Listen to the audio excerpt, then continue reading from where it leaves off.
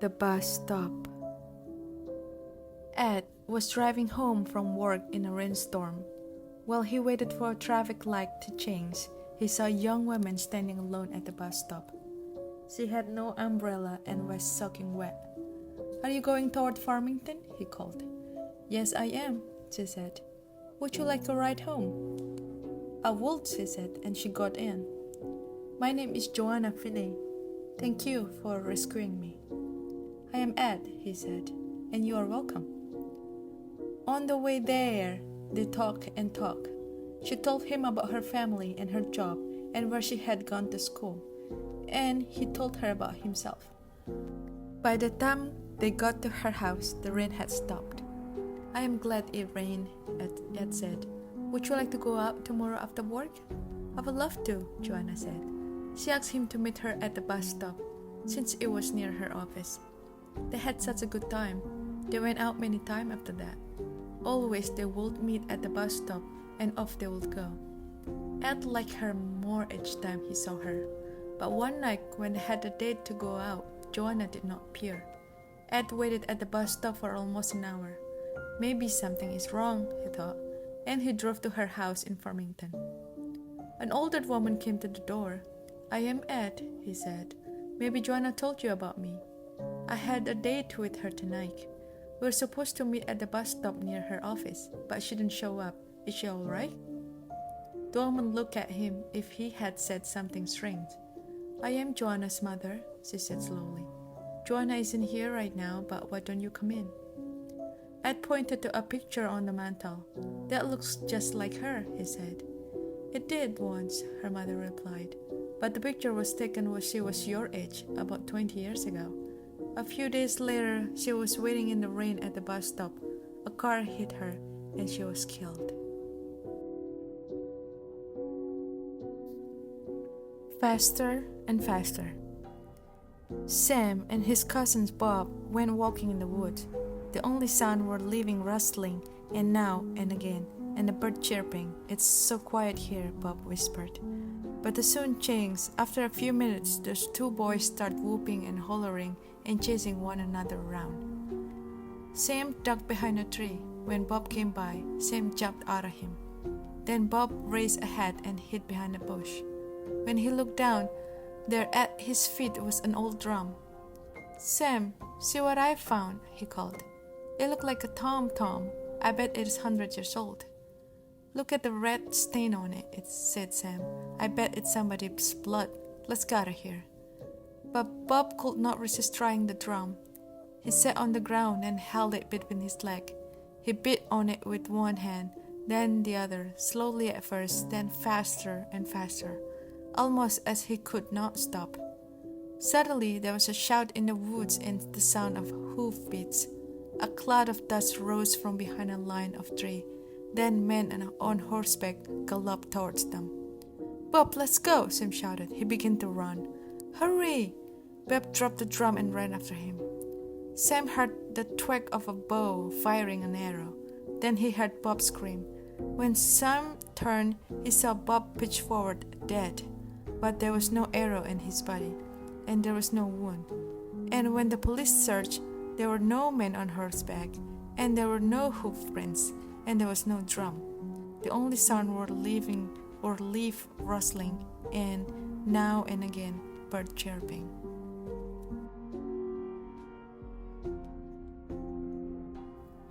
Just delicious. George Flint loved to eat. Each day at noon he closed his camera shop for 2 hours and went home for a big lunch. His wife Mina cooked for him. George was a bully, and Mina was a timid woman who did everything he asked because she was afraid of him. On his way home for lunch one day, George stopped at the butcher's shop and bought a pound of liver. He loved liver. He would have Mina cook it for dinner that night. Despite all his complaints about her, she was a very good cook. While George ate his lunch, Mina told him that a rich old woman in town had died. Her body was in the church next door. It was an open coffin. Anyone who wanted to see her could. As usual, George was not interested in what Mina had to say. "I've got to go back to work," he told her. After he left, Mina began to cook the liver. She added vegetables and spice and simmered it in all afternoon, just the way George liked it. When she thought it was done, she cut off a small piece and tasted. It was delicious, the best she had ever made. She ate a second piece, then a third. It was so good she could not stop eating it. It was only when the liver was all gone that she thought of George. He would be coming home soon. What would he do when he found that she had eaten all of the liver? Some men would laugh, but not George. He would be angry and mean, and she did not want to face that again. But where could she get another piece of liver that late in the day? Then she remembered the old woman lying in the church next door waiting to be buried. George said he never had a better dinner. "Have some liver, Mina," he said. "It's just delicious." "I am not hungry," she said. "You finish it." That night, after George had fallen asleep, Mina sat in the bed trying to read, but all she could think about was what she has done. Then she thought she heard the woman's voice. "Who has my liver?" it asked. "Who has it?" Was it her imagination? Was she dreaming? Now the voice was closer. "Who has my liver?" it asked. "Who has it?" Mina wanted to run. "No, no," she whispered. "I don't have it. I don't have your liver." Now the voice was right next to her. "Who has my liver?" it asked. "Who has it?" Mina froze with terror. She pointed to George. "He does," she said. "He has it." Suddenly the light went out, and George screamed and screamed. "Hello, kid." Tom Connor was on his way to a dance in the next village. It was a long walk through the field and woods, but it was a soft, sweet evening and he loved dancing, so Tom didn't mind. He had gone only a short distance when he noticed a young woman following him. Maybe she's going to the dance, he thought, and he stopped and waited for her. As the woman got closer, he saw that it was Kate Faherty. They had danced together many times. He was about to call, "Hello, Kate," when suddenly he remembered that Kate was dead. She had died last year, yet that she was all dressed up for the dance. Tom wanted to run, but somehow it didn't seem right to run from Kate. He turned and started to walk away as fast as he could, but Kate followed him. He took a shortcut across the field, but still she followed. When he got to the dance hall, she was right behind him. There were a lot of people standing outside, and Tom tried to lose Kate in the crowd. He worked his way to the side of the building, then squeezed up against the wall behind some people. But Kate followed. She came so close, she brushed up against him, then she stopped and waited. He wanted to say, "Hello, Kate," just the way he did when she was alive, but he was so frightened he couldn't speak. Her eyes looked into his eyes, and she vanished.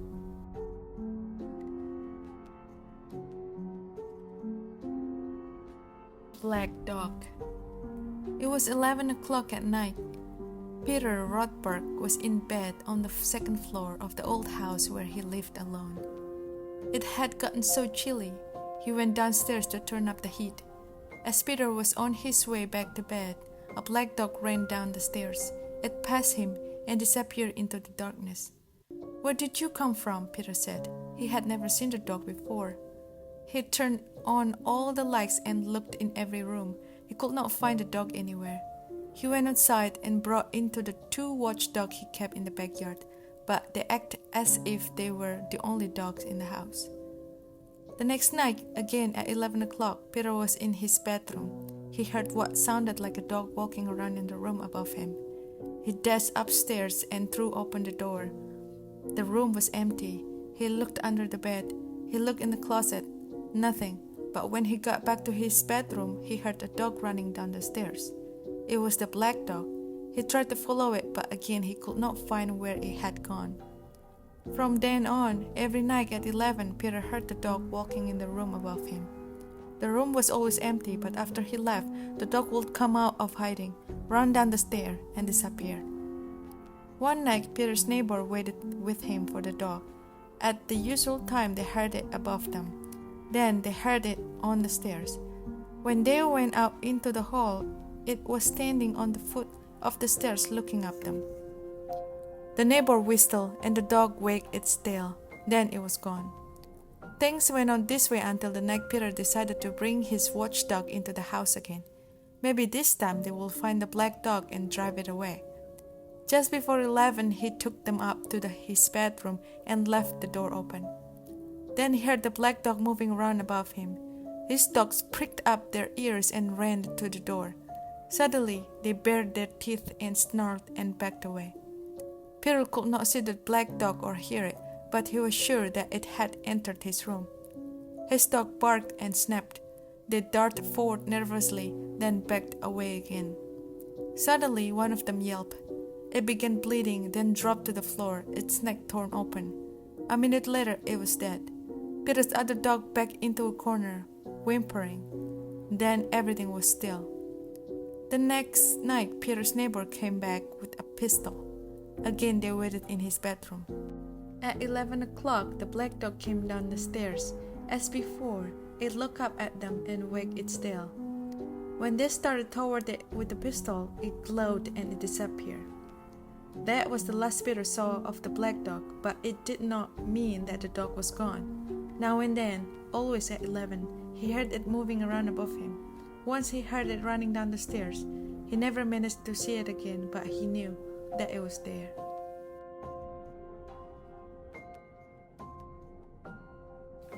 Footstep. Liz was doing her homework at the dining room table. Her younger sister Sarah was asleep upstairs. Their mother was up, but she was expected back any minute. When the front door opened and shut, Liz called, "Hello, Mama?" But her mother didn't answer, and the footsteps Liz heard were heavier, like a man's. "Who's there?" she called. No one replied.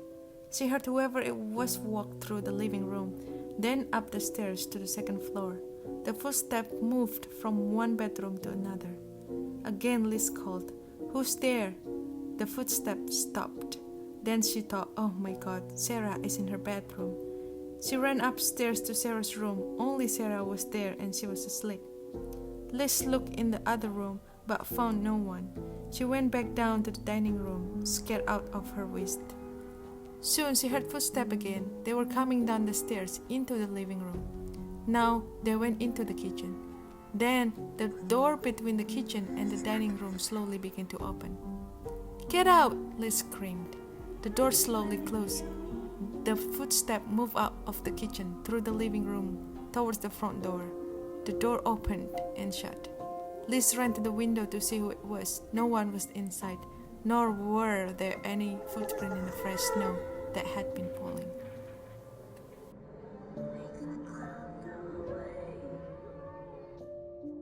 Like cat's eyes. As Jim Brand lay dying, his wife left him with his nurse and went into the next room to rest. She sat in the dark, staring into the night. Suddenly, Mrs. Brand saw headlights came rapidly up the driveway. "Oh no," she thought. "I don't want visitor now. Not now." But it wasn't a car bringing a visitor. It was an old hearse with maybe a half-dozen small men hanging from the sides. At least, that's what it looked like. The hearse cheers to a stop. The men jumped off and stared up at her, their eyes glowing with a soft yellow light, like cat's eyes. She watched with horror as they disappeared into the house. An instant later, they were back, lifting something into the hearse. Then they drove off at high speed, wheels squealing, the grave in the driveway flying in all directions. At the moment, the nurse came in to say that Jim Brand had died.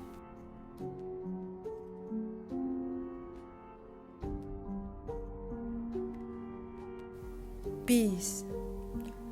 John Nicholas raised horses. He had many horses of all kinds, but his favorite was Bees, a gentle old mare he had grown up with.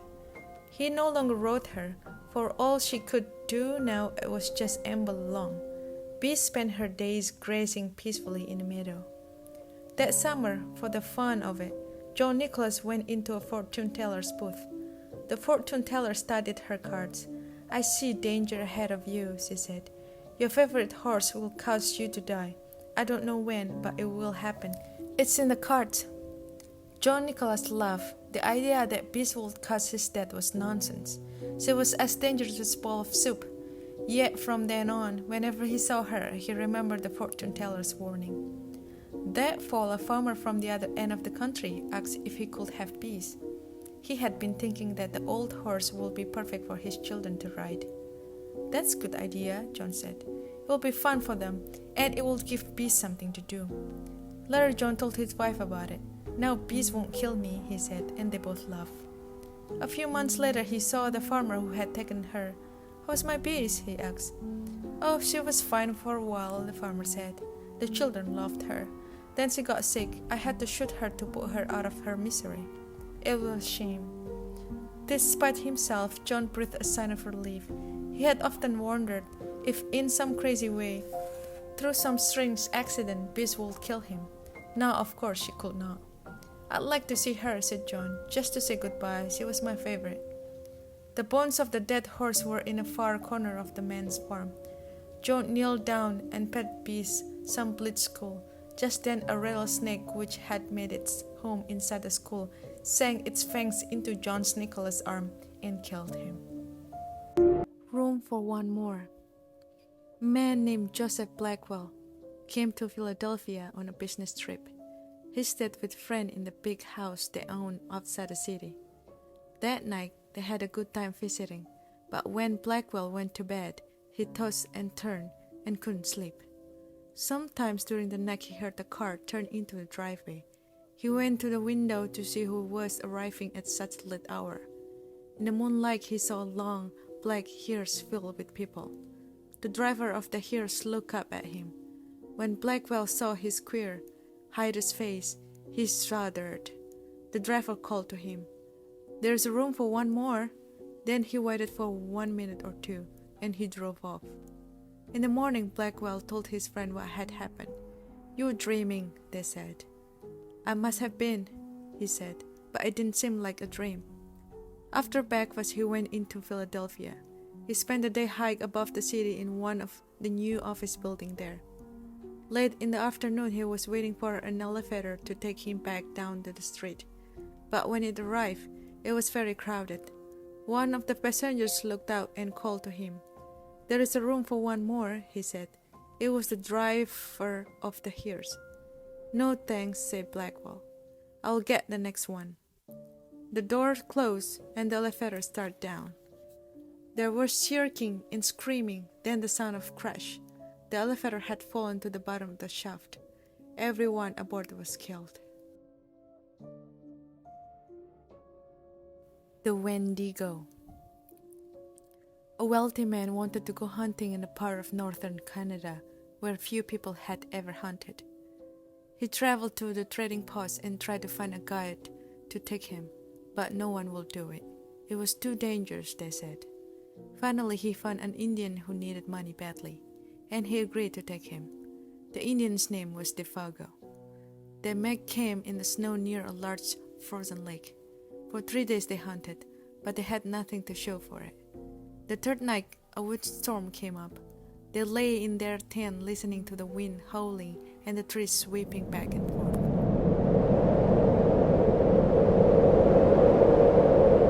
To see the storm better, the hunter opened the tent flap. When his saw started him, there wasn't a breath of air stirring, and the trees were standing perfectly still. Yet he could hear the wind howling, and the more he listened, the more it sounded as if it were calling Defago's name. "Defago," it called. "Defago." "I must be losing my mind," the hunter thought. But Defago had gotten out of his sleeping bag. He was huddled in the corner of the tent, his head buried in his arm. "What's this all about?" the hunter asked. "It's nothing," Defago said. But the wind continued to call to him, and Defago became more tense and more restless. "Defago," it's called. "Defago." Suddenly he jumped to his feet, and he began to run from the tent. But the hunter grabbed him and wrestled him to the ground. "You can't leave me out here," the hunter shouted. Then the wind called again, and Defago broke loose and ran into the darkness. The hunter could hear him screaming as he went. Again and again he cried, "Oh, my fair feet, my burning feet on fire!" Then his voice faded away, and the wind died down. At daybreak, the hunter followed Defago's track in the snow. They went through the woods, down toward the lake, then out onto the ice. But soon he noticed something strange. The step Defago had taken got longer and longer. They were so long no human being could have taken them. It was as if something had helped him to hurry away. The hunter followed the track out to the middle of the lake, but there disappeared. At first he thought that Defago had fallen through the ice, but there was not any hole. Then he thought that something had pulled him off the ice into the sky, but that made no sense. As he stood wondering what had happened, the wind picked up again. Soon it was howling as it had the night before. Then he heard Defago's voice. It was coming from up above, and again he heard Defago screaming, "My fiery feet! My burning feet!" But there was nothing to be seen. Now the hunter wanted to leave that place as fast as he could. He went back to camp and packed. Then he left some food for Defago, and he started out. Weeks later he reached civilization. The following year he went back to hunt in the area again. He went to the same trading post to look for a guide. The people there could not explain what had happened to Defagos that night, but they had not seen him since then. "Maybe it was the Wendigo," one of them said. And he laughed. "It's supposed to come with the wind. It drags you along at great speed until your feet are burned away, and more of you than that. Then it carries you into the sky, and it drops you." It's just crazy story, but that's what some of the Indians said. A few days later, the hunter was at the trading post again. An Indian came in and sat by the fire. He had a blanket wrapped around him, and he wore his hat so that you couldn't see his face. The hunter thought there was something familiar about him. He walked over and he asked, "Are you Defago?" The Indian didn't answer. "Do you know anything about him?" No answer. He began to wonder if something was wrong, if the man needed help, but he couldn't see his face. "Are you all right?" he asked. No answer. To get a look at him, he lifted the Indian's hat. Then he screamed. There was nothing under the hat but a pile of ashes. Something was wrong. One morning, John Sullivan found himself walking along a street downtown. He could not explain what he was doing there, or how he got there, or where he had been earlier. He didn't even know what time it was. He saw a woman walking toward him and stopped her. "I'm afraid I forgot my watch," he said, and smiled. "Can you tell me the time?" When she saw him, she screamed and ran. Then John Sullivan noticed that other people were afraid of him. When they saw him coming, they flattened themselves against a building or ran across the street to stay out of his way. "There must be something wrong with me," John Sullivan thought. "I'll better go home." He hailed a taxi, but the driver took one look at him and sped away. John Sullivan did not understand what was going on, and it scared him. "Maybe somebody at home can come and get me," he thought. He found a telephone and called his wife, but a voice he did not recognize answered. "Is Mrs. Sullivan there?" he asked. The voice said, "Mr. Sullivan was killed yesterday in an accident downtown." The wrecked. Fran and Jane went to the same high school, but they met for the first time at the Christmas dance. Fred had come by herself, and so had Jane. Soon Fred decided that Jane was one of the nicest girls he had ever met. They danced together most of the evening. At 11 o'clock, Jane said, "I have to leave now. Can you give me a ride?" "Sure," he said. "I've got to go home too." "I accidentally drove my car into a tree on my way over here," Jane said. "I guess I wasn't paying attention." Fred drove her to the head of Broadway Road. It was in a neighborhood he didn't know very well. "Why don't you drop me off here?" Jane said. "The road up ahead is in really bad condition. I can walk from here." Fred stopped the car and held out some tinsel. "Have some," he said. "I got it at the dance." "Thank you," she said. "I'll put it in my hair." And she did. "Would you like to go out sometimes to a movie or something?" Fred asked. "That will be fun," Jane said. After Fred drove off, he realized that he didn't know Jane's last name or her telephone number. "I'll go back," he thought. "The road can't be that bad." He drove slowly down Brady Road through a thick wood, but there was no sign of Jane. As he came around a curve, he saw the wreckage of a car ahead. It had crashed into a tree and had caught fire. Smoke was still rising from it. As Fred made his way to the car, he could see someone trapped inside, crushed against the steering column. It was Jane, and her hair was the Christmas tinsel he had given her.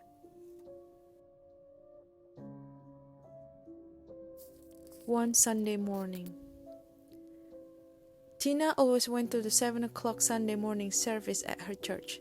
Usually she heard the clanking of the church bell while she was eating breakfast, but this morning she heard them while she was still in bed. That means I'm late, she thought. Tina jumped out of bed, quickly dressed, and left without eating or looking at the clock. It was still dark outside, but it usually was dark at this time of year. Tina was the only one on the street.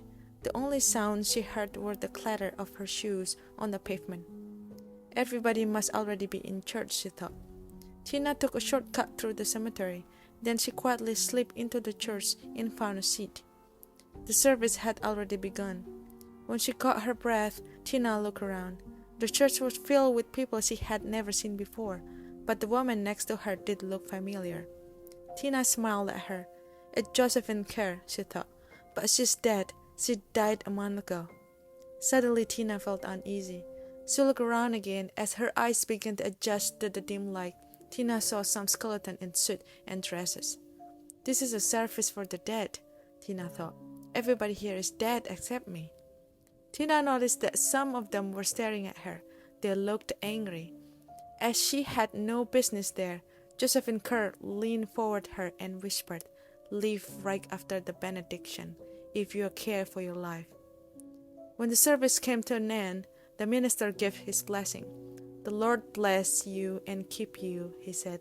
"The Lord make his face to shine upon you." Tina grabbed her coat and walked quickly toward the door. When she heard footsteps behind her, she glanced back. Several of the dead were coming toward her. Others were getting up to join them. "The Lord lift up his countenance to you," the minister went on. Tina was so frightened she began to run. Out the door she ran, with a pack seeking ghost at her heels. "Get out!" one of them screamed. Another shouted, "You don't belong here!" and ripped her coat away. As Tina ran through the cemetery, a third grabbed the hat from her head. "Don't come back," it screamed, and shook its arm at her. By the time Tina reached the street, the sun was rising, and the dead had disappeared. Did this really happen? Tina asked herself. Or have I been dreaming? That afternoon, one of Tina's friends brought over her coat and hat, or what was left of them. Then they had been found in the cemetery, torn to shreds.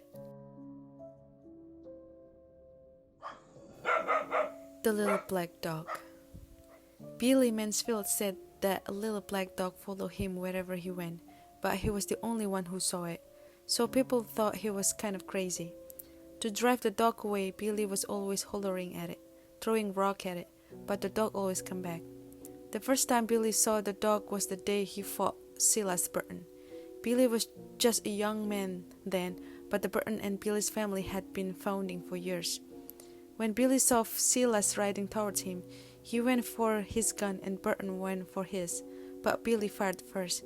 He hit Burton in the back, knocking him from his horse. Burton's horse ran away and his gun fell where he couldn't reach it. He lay there on the ground, pleading with Billy not to kill him, but Billy killed him anyway. Burton's little black dog was with him when he was shot.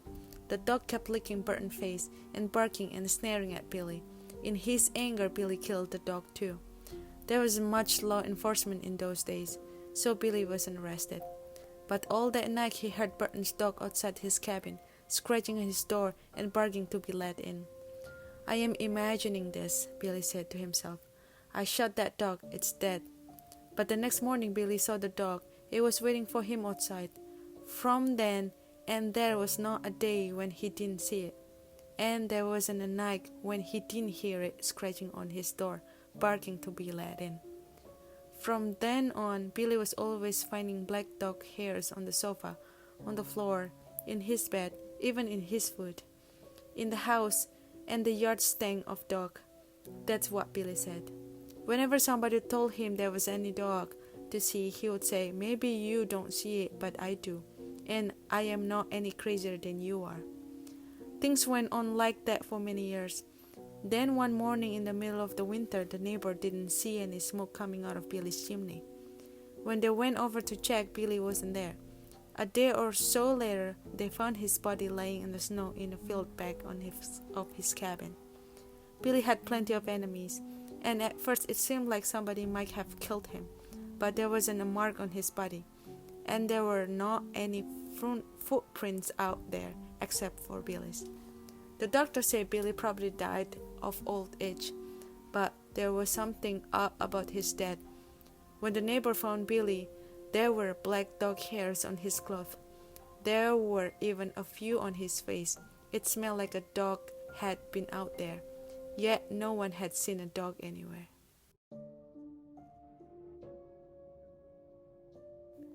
The bed by the window.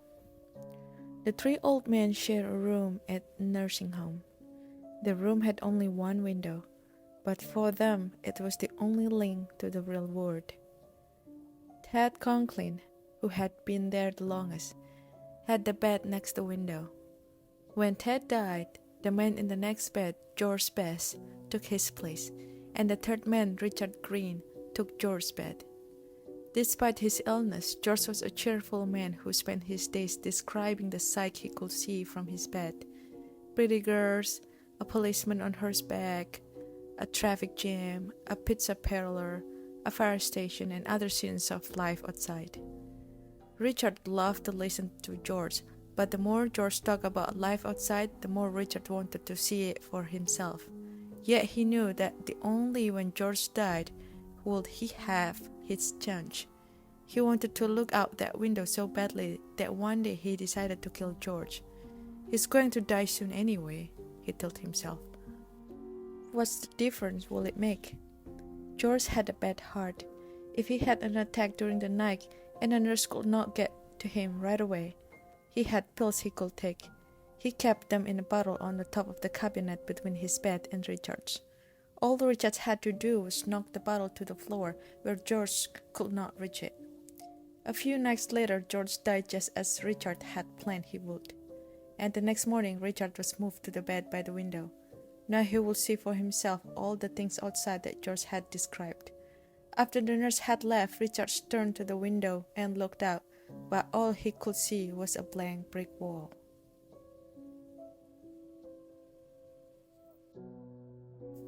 The bride. The minister's daughter had just gotten married. After the wedding ceremony, there was a great feast, with the music and dancing, on contests and game, even old children's game.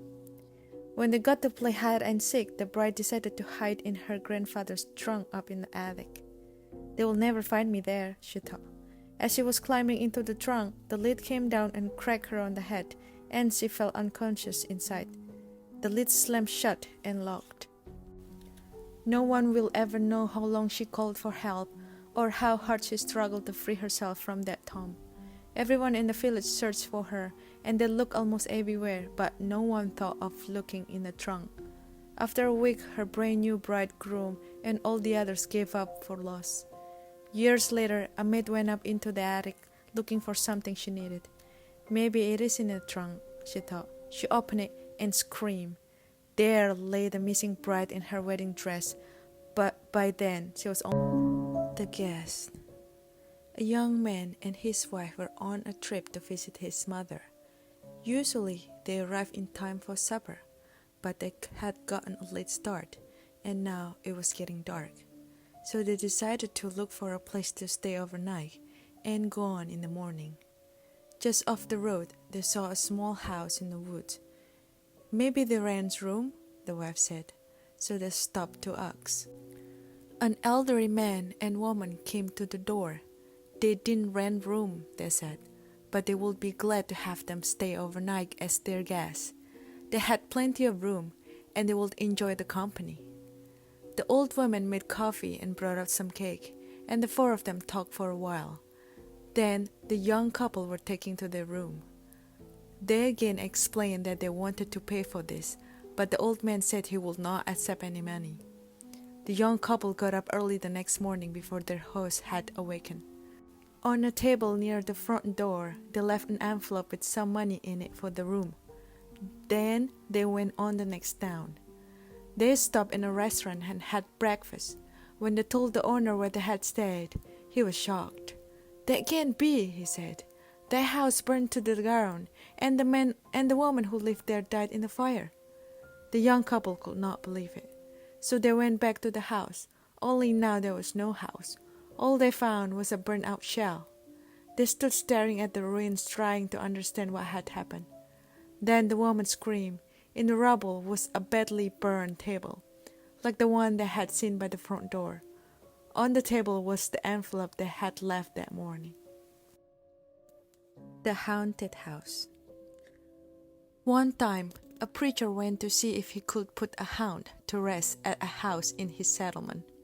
The house had been haunted for about 10 years. Several people had tried to stay there all night, but they always would get scared out by the haunt. So this preacher took his Bible and went to the house, went on in, built himself a good fire, and lit a lamp. Sat there reading the Bible. Then just before midnight he heard something start up in the cellar, walking back and forth, back and forth. Then it sounded like somebody was trying to scream and got choked off. Then there was a lot of thrashing around and struggling, and finally everything got quiet. The old preacher took up his Bible again, but before he could start reading, he heard footsteps coming up the cellar stairs. He sat watching the door to the cellar, and the footsteps kept coming closer and closer. He saw the doorknob turn, and when the door began to open, he jumped up and hollered, "What do you want?" The door shut back easy, and there was no sound. The preacher was trembling a little, but he finally opened the Bible and read a while. Then he got up and laid the book on the chair and went to mending the fire. Then the hound started walking again and step, step, step up the cellar stairs. The old preacher sat watching the door. So the doorknob turned and the door opened. It looked like a young woman. He backed up and said, "Who are you? What do you want?" The hound sort of swayed like she didn't know what to do. Then she just faded out. The old preacher waited, and when he didn't hear any more noises, he went over and shut the door. He was sweating and trembling all over, but he was a brave man and he thought he would be able to see it through. So he turned his chair to where he could watch, and he sat down and waited. It wasn't long before he heard the hound start up again. Slowly step, step, step, closer and closer, step, step, and it was right at the door. The preacher stood up and held his Bible out before him. Then the knob slowly turned, and the door opened wide. This time the preacher spoke quietly, he said, "In the name of Father, the Son, and the Holy Ghost, who are you and what do you want?" The hound came right across the room, straight to him, and took hold of his coat. It was a young woman about 20 years old. Her hair was torn and tangled, and the flesh was dropping off her face so he could see the bones and part of her teeth. She had no eyeballs, but there was a sort of blue light way back in her eye socket, and she had no nose to her face. Then she started talking. It sounded like her voice was coming and going with the wind blowing it. She told how her love had killed her for her money and buried her in the cellar. She said if the preacher would dig up her bones and bury her properly, she could rest. Then she told him to take the end of joint of the little finger from her left hand and to lay it in the collection plate at the next church meeting, and he will find out who had murdered her. And she said, "If you come back here once more after that, you will hear my voice at midnight, and I will tell you where my money is hid. You can give it to the church." The haunted sobbed like she was tired, and she sank down towards the floor and was gone. The preachers found her bone and buried them in the graveyard. The next Sunday, the preacher put the finger bone in the collection plate, and when a certain man happened to touch it, it stuck to his hand. The man jumped up and rubbed and scraped and tore at that bone, trying to get it off. Then he went to screaming like he was going crazy. Well, he confessed to the murder, and they took him on to jail. After the man was hung, the preacher went back to this house one midnight, and the hound's voice told him to dig under the hard rock. He did, and he found a big sack of money. And where the hound had held on to his coat, the print of those bony fingers was burned right into the clothes. It never did come out. The grave. Some boys and girls were at a party one night. There was a graveyard down the street, and they were talking about how scary it was. "Don't ever stand on a grave after dark," one of the boys said. "The person inside will grab you.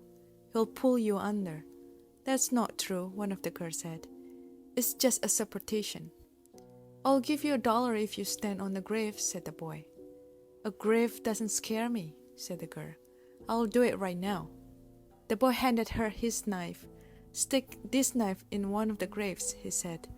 "Then we'll know you were there." The graveyards were filled with shadow and was as quiet as death. "There's nothing to be scared of," the girl told herself. But she was scared anyway. She picked out a grave and stood on it. Then quickly she bent over and plunged the knife into the soil. And she started to leave, but she couldn't get away. Something was holding her back. She tried a second time to leave, but she couldn't move. She was filled with terror. "Something has got me," she screamed, and she fell to the ground. When she didn't come back, the others went to look for her. They found her body sprawled across the grave. Without realizing it, she had plunged the knife through her skirt and had pinned it to the ground. It was only the knife that held her. She had died of fright. The wolf. The timber wolf around the French Creek had gotten out of hand. There were so many wolves, the farmers could not stop them for killing their cattle and sheep. So the state put a bounty of them. It will pay a hunter $10 for every wolf pelt he turned in. A butcher in town named Bill William thought that it was pretty good money. He stopped working as a butcher and started killing wolves. He was good at it. Every year he killed over 500 of them, then came to more than $5,000. It was quite a bit of money in those days. After 4 or 5 years, Bill had killed so many wolves. There were hardly any left in the area. So he retired, and he vowed never to harm another wolf because wolves had made him so rich. Then one day, a farmer reported that the white wolf had killed 2 of his sheep. He had shot at it and hit it, but the bullets didn't have any effect. Soon the wolf was seen all over the countryside, killing and running, but nobody could stop it. One night it came into Bill's yard and killed his pet cow. Bill forgot about his decision never to harm another wolf. He went into the town the next morning and bought a young lamb for bait. He took it out into hills and tied it to a tree. Then he backed off about 50 yards and sat down under another tree. With his gun in his lap, he waited. When Bill didn't come back, his friends started looking for him. Finally, they found the lamb. It was still tied to a tree. It was hungry, but it was alive. Then they found Bill. He was still sitting against the other tree, but he was dead. His throat had been torn open, but there was no sign of struggle. His gun had not been fired, and there were no tracks in the soil around him. As for the white wolf, it was never seen again. Cold as clay. A farmer had a daughter for whom he cared more than anything on earth.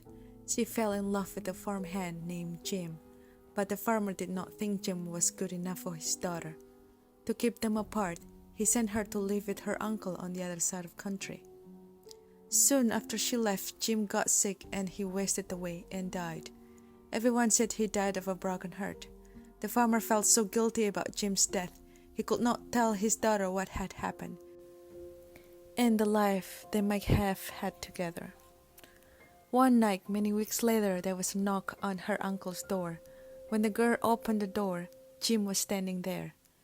"Your father asked me to get you," he said. "I came on his best horse."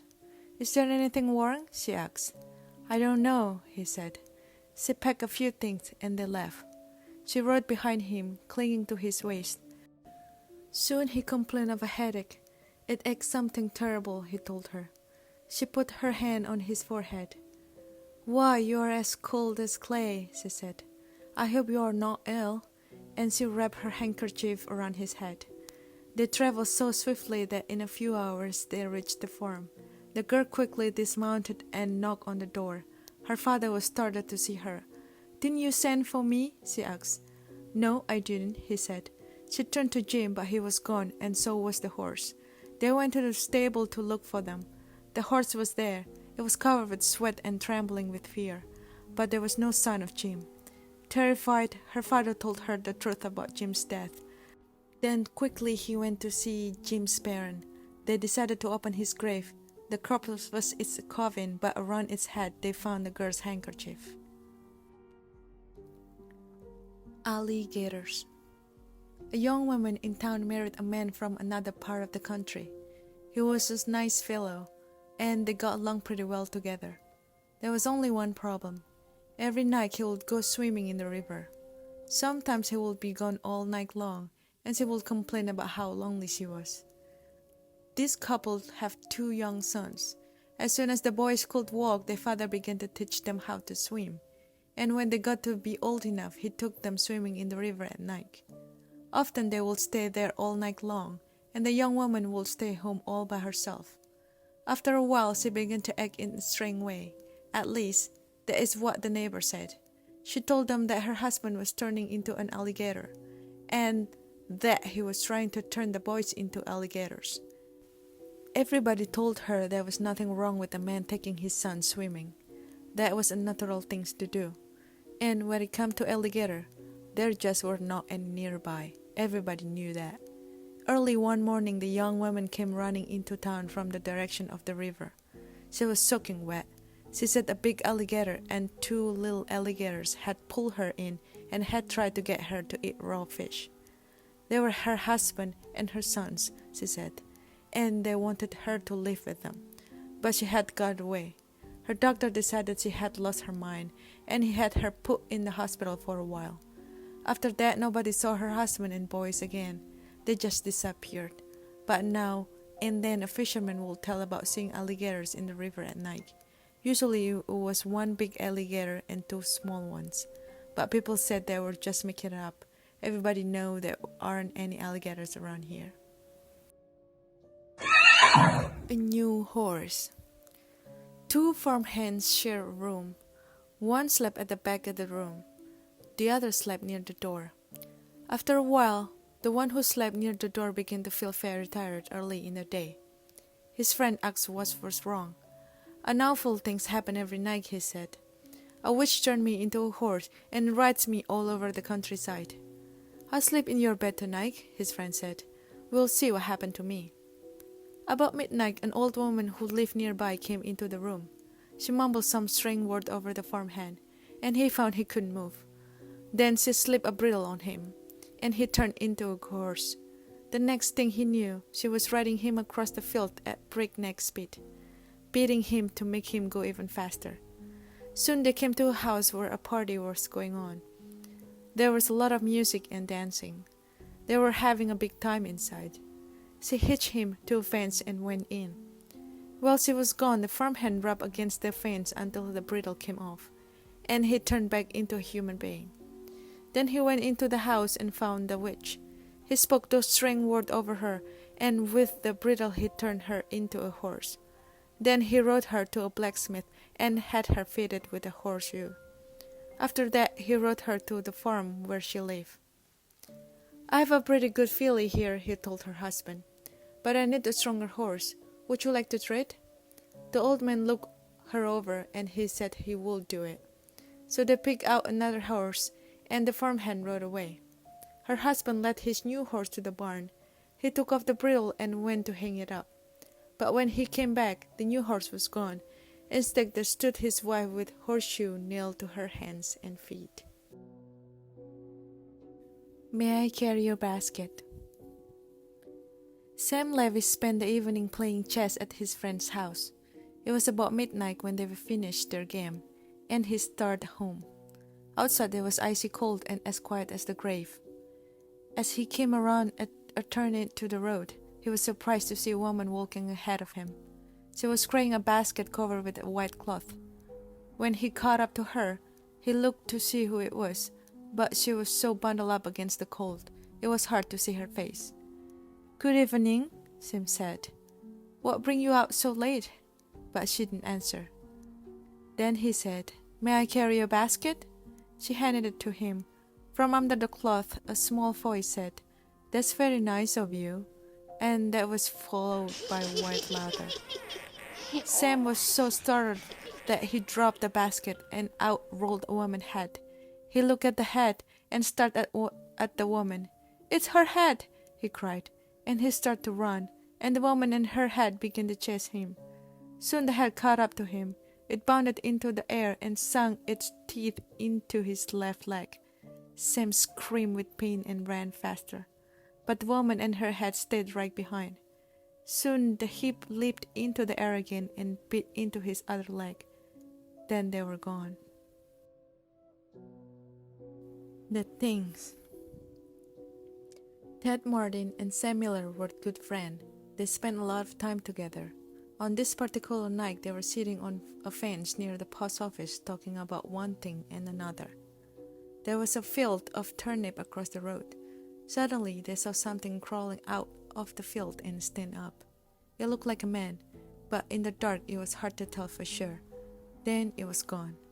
But soon it appeared again. It walked halfway across the road. Then it turned around and went back into the field. Then it came out a third time and started toward them. But now Ted and Sam were scared, and they started running. But when they finally stopped, they decided they were being foolish.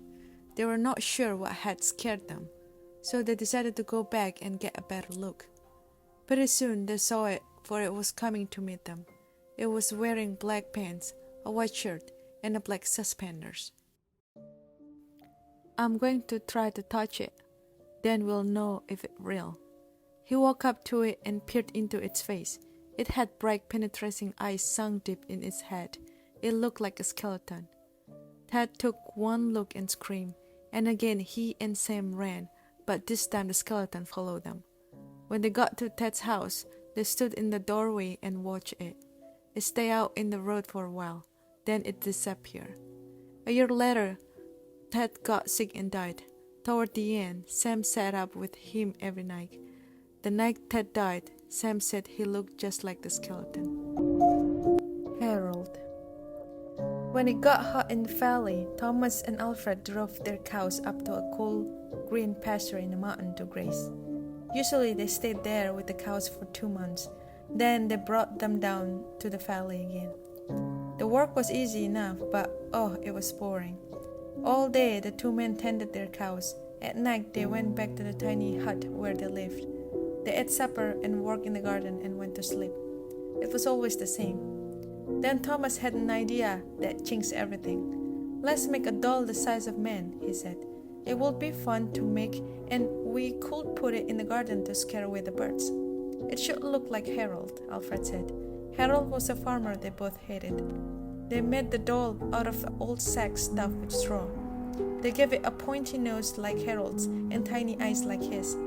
Then they added dark hair and twisted frown. Of course, they also gave Harold's name. Each morning on the way to the pasture, they tied Harold to the pole in the garden to scare away the bird. Each night, they brought him inside so that he wouldn't get ruined if it rained. When they were feeling playful, they would talk to him. One of them might say, "How are the vegetables growing today, Harold?" Then the other, making believe he was Harold, would answer in a crazy voice, "Very slowly." They both would laugh, but not Harold. Whenever something went wrong, they took it out on Harold. They would curse at him, even kick him or punch him. Sometimes one of them would take the food they were eating, which they both were sick of, and smear it on the doll's face. "How'd you like that stew, Harold?" He would ask. "Well, you better eat it, or else." Then the two men would howl with laughter. One night, after Thomas had wiped Harold's face with food, Harold grunted. "Did you hear that?" Alfred asked. "It was Harold," Thomas said. "I was watching him what had happened. I can't believe it." "How could he grunt?" Alfred asked. "He's just a sack of straw. It's not possible." "Let's throw him in the fire," said Thomas, "and that will be that." Let's not do anything stupid, said Alfred. We don't know what's going on. When we move the cow down, we'll leave him behind. For now, let's just keep an eye on him. So they left Harold sitting in the corner of the hut. They didn't talk to him or take him outside anymore. Now and then the doll grunted, but that was all. After a few days, they decided there was nothing to be afraid of. Maybe a mouse or some insect had gotten inside Harold and were making those sounds. So Thomas and Alfred went back to their old ways. Each morning they put Harold out in the garden, and each night they brought him back into the hut. When they felt playful, they joked with him. When they felt mean, they treated him as badly as ever. Then one night, Alfred noticed something that frightened him. Harold is growing, he said. I was thinking the same thing, Thomas said. Maybe it's just our imagination, Alfred replied. We have been up here on the mountain too long. The next morning, while they were eating, Harold stood up and walked out of the hut.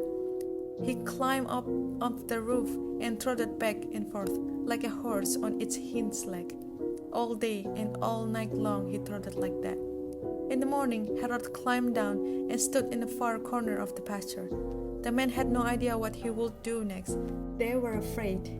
They decided to take the cows down in the valley that same day. When they left, Harold was nowhere in sight. They felt as if they had escaped a great danger and began joking and singing. But when they had gone only a mile or two, they realized they had forgotten to bring the milking stool. Neither one wanted to go back for them, but the stool would cost a lot to replace. There really is nothing to be afraid of, they told one another. After all, what could a doll do? They drew straws to see which one go back. It was Thomas. I'll catch up with you, he said, and Alfred walked on towards the valley. When Alfred came to a rise in the path, he looked back for Thomas. He did not see him anywhere, but he did see Harold. The doll was on the roof of the hut again. As Alfred watched, Harold kneeled and stretched out a bloody skin to dry in the sun. The Dead Hen. The village huddled on the edge of the vast swamp. As fast as one could see, there were soggy meadows, holes filled with black water, and glistening sheets of wet, spongy peat, skeleton of giant trees, snake, the people called them, rose up out of the muck, their dead branches reaching out like long twisted arms. During the day, the men in the village cut the peat and hauled it home to dry and sell for fuel. But when the sun went down and the wind sighing and moaning coming from the sea, the men were quick to leave.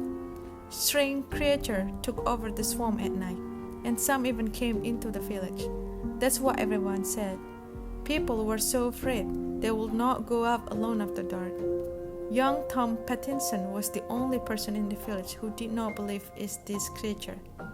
On his way home from work, he would whisper to his friend, "There's one!" And they would jump and run, and Tom would laugh and laugh. Finally, some of his friends turned on him. "If you know so much," they said, "go back into the swamp some night and see what comes of it." "I'll do it," said Tom. "I work out there every day. Not once have I ever seen anything to frighten me. Why should it be different at night? Tomorrow night, I'll take my lantern and walk out to the willow snake. If I get scared and run, I will never make fun of you again." The next night, the men went to Tom Pattinson's house to see him on his way. Thick clouds covered the moon. It was the blackest of nights. When they arrived, Tom's mother was pleading with him not to go. "I'll be all right," he said. "There's nothing to be afraid of. Don't be foolish like the rest." He took his lantern and, singing to himself, headed down the spongy path towards the willow snake. Some of the young men wondered if Tom wasn't right.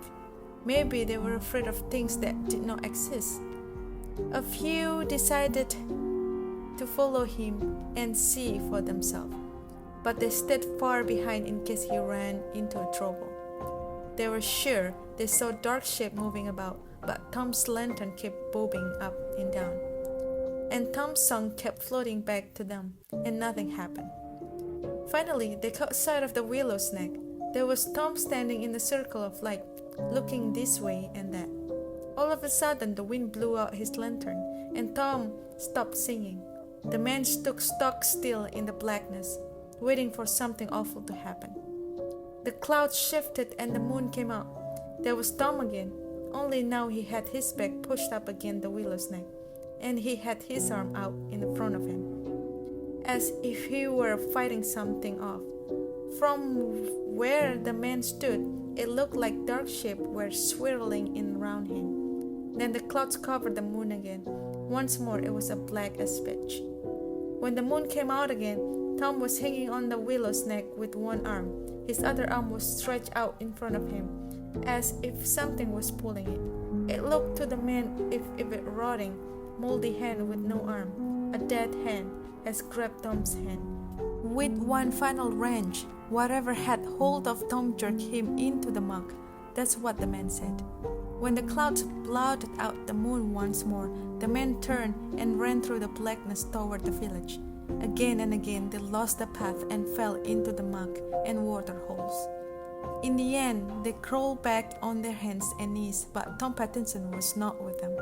In the morning, the people searched everywhere for Tom. Finally, they gave him up for lost. A few weeks later, towards evening, the villagers heard a cry. It was Tom's mother. She was rushing down the path from the swamp, shouting and waving. When she was sure the villagers had spotted her, she turned and ran back. Off they went after her.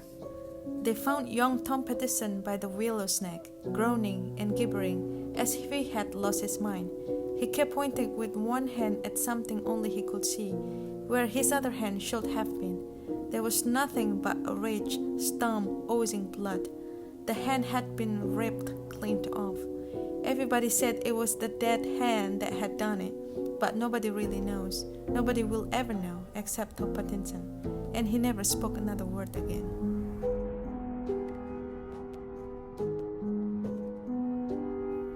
Such things happen. When Bill Nelson's cow stopped giving milk, he called the vet. "There's nothing wrong with that cow," the vet said. "She's just stubborn. That or some witch got hold of her." Bill and the vet both laughed. "That old hag, Eddie Fitch, I guess is the closest we got to a witch around here," the vet said. "But witches have gone out of style, haven't they?" Bill had run in with Eddie Fitch the month before. He had hit her cat with his car and killed it. "I am really sorry, Eddie Fitch," he told her. "I will get you a new cat, just as pretty, just as good." Her eyes filled with hate. "I raised that cat from a kitten," she hissed. "I loved her. You'll be sorry for this, Bill Nelson." Bill sent her a new cat and heard nothing more. Then his cow stopped giving milk. Next, his old truck broke down. After that, his wife fell and broke her arm. Maybe it's Eddie Fitch getting even. And then, "Hey, you don't believe in witches. You're just upset." But Bill's grandpa believed in witches. He had once told Bill that there was only one sure way to stop a witch from causing trouble. "You find a black walnut tree," he said, "and you draw her picture on it.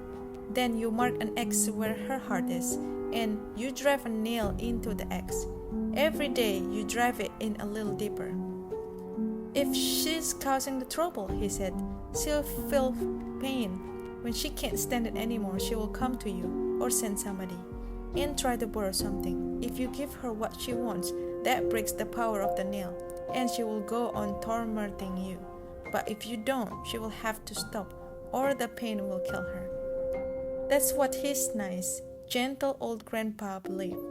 It's pure craziness, Bill thought. Of course, his grandpa didn't have so much schooling. Bill had been to college. He knew better. Then Bill's dog Joe, a perfectly healthy dog, dropped dead just like that. It made Bill angry. Despite all his schooling, he thought, maybe it is Eddie Fitch after all. He got a red crayon from his son's room and a hammer and a nail and went into the woods. He found a black walnut tree and drew a picture of Eddie Fitch on it. He made an X where her heart was, like his grandpa had said to do. With the hammer, he drove the nail a little way into the X. Then he went home. I feel like a fool, he told his wife. You should, she said. The next day, a boy named Timmy Logan came by. Eddie Fitch isn't feeling well, he said. She wonders if she could borrow some sugar from you. Bill Nelson stared at Timmy in amazement. He took a deep breath. Tell her I am sorry, but I don't have any sugar right now, he said. When Timmy Logan left, Bill went back to the walnut tree and drove the nail in another inch. The next day, the boy came back. Eddie Fitch is pretty sick, he said. She's wondering if you got any sugar yet. Tell her I am sorry, Bill Nelson said, but I still don't have any. Bill went into the woods and drove the nail in another inch. The following day, the boy was back. Eddie Fitch is getting sicker, he said. She really needs some sugar. Tell her I still don't have any, Bill answered. Bill's wife was angry. You've got to stop this, she said. If this mumbo-jumbo works, it's like a murder. I will stop when she does, he asked. Towards dusk, he stood in the yard staring at the ridge where the old lady lived, wondering what's going on up there. Then, in the half-darkness, he saw Eddie Fitch coming slowly down the hill toward him. With her pinched, bony face and her old black coat, she did look like a witch. As he got closer, Bill saw that she could barely walk. Maybe I'm really hurting her, he thought. He ran to get his hammer to pull the nail out, but before he could leave, Eddie Fitch was in the yard, her face twisted with rage. First you killed my cat, she said, then you wouldn't give me a bit of sugar when I need it. She swore at him and fell dead at his feet. I'm not surprised that she dropped dead that way. The doctor said later she was very old, maybe 90. It was her heart, of course. Some people thought she was a witch, Bill said. I've heard that, the doctor said. Somebody I know thought Eddie Fitch had witched him. Bill went on. He drew a picture of her on a tree, then drove a nail into it to make her stop. That's an old superstition, the doctor said. But people like us don't believe in that sort of thing, do we?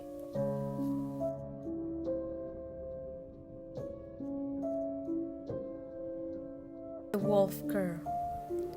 Travel northwest into the desert from Del Rio, Texas, and eventually you will come to Devil's River. In the 1830s, a trapper named John Dan and his wife Molly settled where Dry Creek runs into Devil's River. Dan was after beaver, which were plentiful there. He and Molly built a cabin from brush, and near it they put up an arbor to give them shade. Molly then became pregnant. When she was ready to have their child, John then raced on horseback to their nearest neighbor, several miles away. My wife is having a baby, he said to the man and his wife. Can you help us? They agreed to come at once. As they got ready to leave, a violent storm came up and a bolt of lightning struck and killed John Dan. The man and his wife managed to find his cabin, but did not arrive until the next day. By then, Molly Dan was dead too. It looked as if she had given birth before she died, but the neighbor could not find the baby. Since there was wolf tracks all around, they decided the wolf had eaten it. They buried Molly Dan and left. A number of years after she died, people began to tell a strange tale.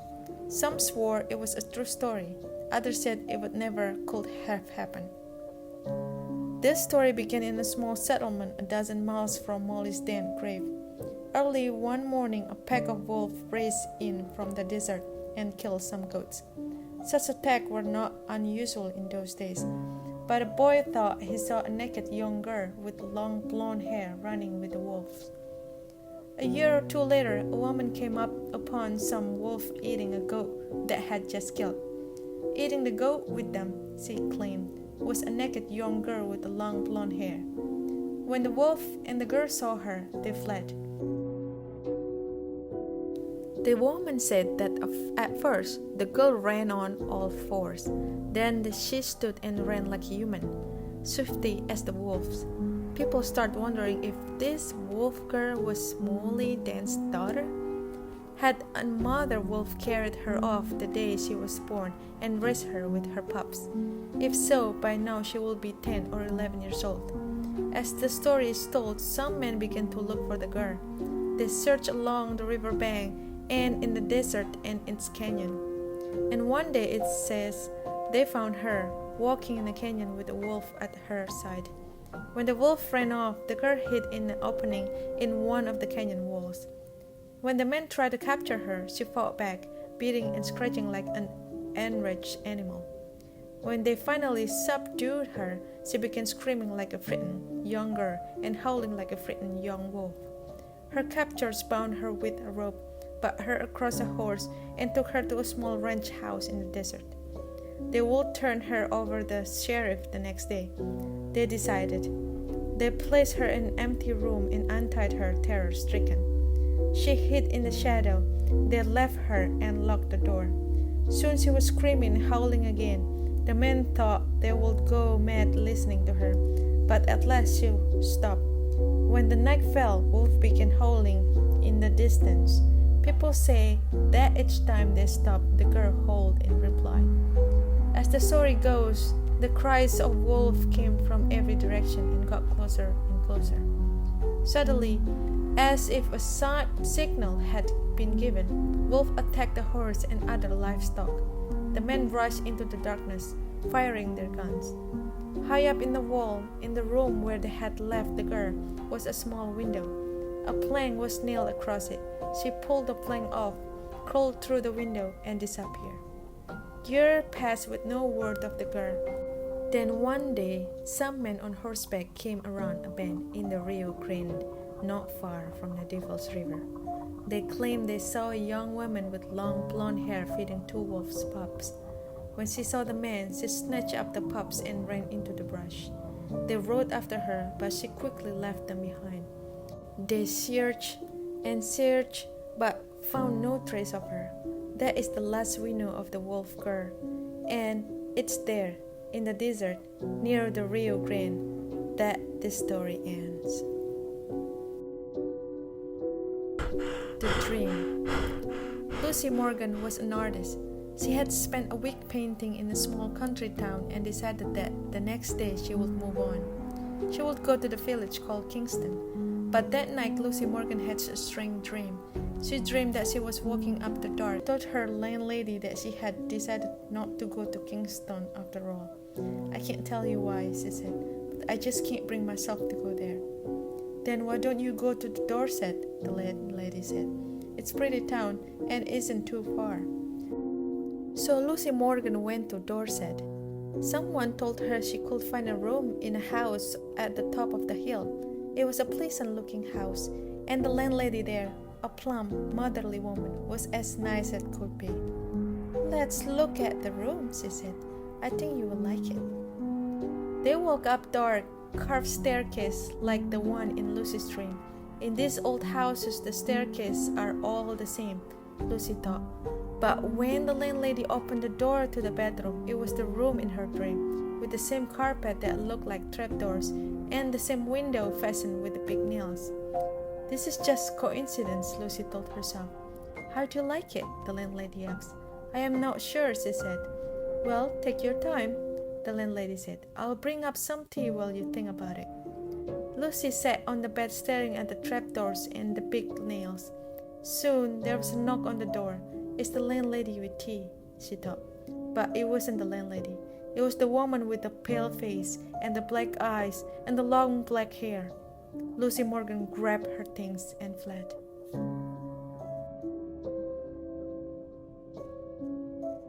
Sam's new pet. Sam stayed with his grandmother when his parents went to Mexico for their vacation.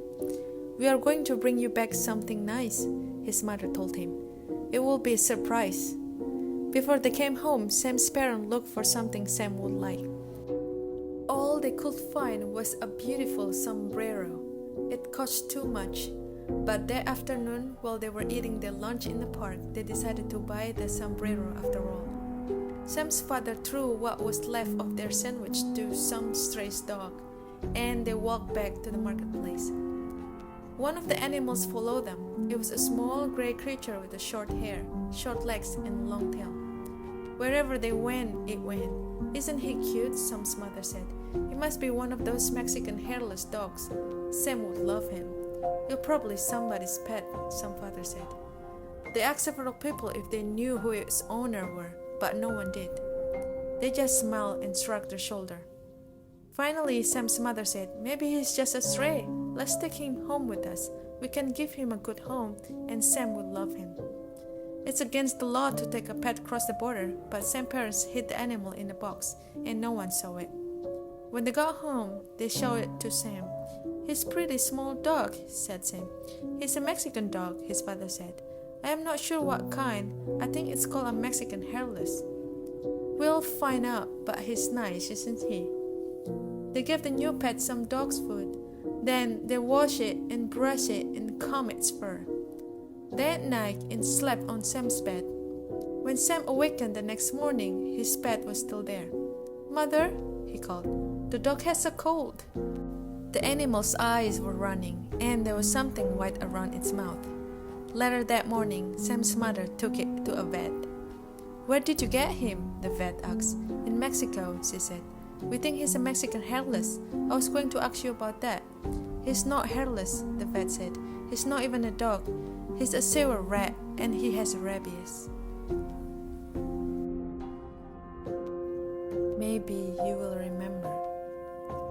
Mrs. Gibbs and her 16-year-old daughter, Rosemary, arrived in Paris on a hot morning in July. They had been on a vacation and now were returning home. But Mrs. Gibbs did not feel well, so they decided to rest in Paris for a few days before going on. The city was crowded with tourists. Still, they found a place to stay at a good hotel. They had a lovely room overlooking a park. It had yellow walls, a blue carpet, and white furniture. As soon as they unpacked, Mrs. Gibbs went to bed. She looked so pale that Rosemary asked to have the hotel's doctor examine her. Rosemary did not speak French, but fortunately, the doctor spoke English. He took one look at Mrs. Gibbs and said, "Your mother is too sick to travel. Tomorrow I will move her to a hospital, but she needs a certain medicine. If you go to my home for it, it will save time." The doctor said he did not have a telephone right now. Instead, he would give Rosemary a note for his wife. The hotel manager put Rosemary in a taxi and in French told the driver how to find the doctor's house. "It will take only a little while," he told her, "and the taxi will bring you back." But as the driver slowly drove up one street and down another, it seems to take forever. At one point, Rosemary was sure they had gone down the same street twice. It took almost as long for the doctor's wife to answer the door, then get the medicine ready. As Rosemary sat on a bench in an empty waiting room, she kept thinking, "Why can't you hurry? Please hurry." Then she heard a telephone ring somewhere in the house. But the doctor had told her he didn't have a telephone right now. What was going on? They drove back as slowly as they had come, crawling up one street and down another. Rosemary sat in the back seat filled with dread, her mother's medicine clutched in her hand. Why was everything taking so long? She was sure the taxi driver was going in the wrong direction. "Are you going to the right hotel?" she asked. He didn't answer. She asked again, but still he didn't reply. When he stopped for a traffic light, she threw open the door and ran from the cab. She stopped a woman on the street. The woman did not speak English, but she knew someone who did. Rosemary was right. They had been driving in the wrong direction. When she finally got back to the hotel, it was early evening. She went up to the desk clerk, who had given them their room. "I am Rosemary Gibbs," she said. "My mother and I are in room 505. "May I please have the key?" The clerk looked at her closely. "You must be mistaken," he said. "There's another guest in that room. Are you sure you are in the right hotel?" He turned to help someone else. She waited until he was finished. "You gave us the room yourself when we arrived this morning," she said. "How could you forget?" He stared at her as if she had lost her mind. "You must be mistaken," he said. "I have never seen you before. Are you sure you are in the right hotel?" She asked to see the registration card they had filled out when they arrived. "It's June and Rosemary Gibbs," she said. The clerk looked in the file. "We have no card for you," he said. "You must be in the wrong hotel." "The hotel doctor will know me," Rosemary replied. "He examined my mother when we arrived. He sent for me for medicine she needed. I need to see him. The doctor came downstairs. Here's the medicine for my mother, Rosemary said, holding it out to him. Your wife gave it to me. I have never seen you before, he said. You must be in the wrong hotel. She asked for a hotel manager who had put her in the taxi. Surely he would remember her. You must be in the wrong hotel, he said. Let me give you a room where you can rest. Then maybe you will remember where you and your mother are staying. I want to see our room, Rosemary said, raising her voice. It's room 505. But it was nothing like the room she remembered. It had a double bed, not twin bed. The furniture was black, not white. The carpet was green, not blue. There was someone else's clothing in the closet. The room she knew had vanished, and so had her mother. This is not the room, she said. Where is my mother? What have you done with her? You are in the wrong hotel, the manager said patiently, as he were speaking to a young child. Rosemary asked to see the police. My mother, our things, the room, they have all disappeared, she told them. Are you sure you are in the right hotel? They asked. She went to her embassy for help. Are you sure it is the right hotel? They asked. Rosemary thought that she was losing her mind. Why don't you rest here for a while? They said. Then maybe you'll remember. But Rosemary's problem was not her memory. It was what she didn't know. How was the story end? What happened to Rosemary's mother? When the hotel doctor saw Mrs. Gibbs, he knew at once that she was about to die. She had a form of the plague, a dread disease that killed quickly and caused frightening epidemics. If the word got out that a woman had died of the plague in the heart of Paris, there will be panic. People in the hotel and elsewhere would rush to escape. The doctor knew what the hotel's owner expected. He was to keep this case a secret, otherwise they would lose lots of money. To get Rosemary out of the way, the doctor sent her to the other side of Paris for some worthless medicine. As he expected, Mrs. Gibbs died soon after she left. Her body was smuggled out of the hotel to a cemetery, where it was buried. A team of workmen quickly repainted the room and replaced everything in it. The desk clerk were ordered to tell Rosemary that she was in the wrong hotel. When she insisted on saying her room, it had become a different place, and, of course, her mother had vanished. All those involved were warned that they would lose their jobs if they gave away the secret. The void panic in the city, the police and the newspaper agreed to say nothing of the death. No police reports were filed. No news story appeared. It was as if Rosemary's mother and her room had never existed. In another version of the story, Rosemary and her mother had separate rooms. Mrs. Gibbs died during the night while Rosemary was asleep. Her body was removed. Then her room was repainted and refurnished. When Rosemary could not find her mother the next morning, she was told that her mother was not with her when she checked in. After many months of searching, a friend, a relative, or the young man herself finds someone who worked in the hotel and, for a bribe, reveals what happened. Clickety-cling.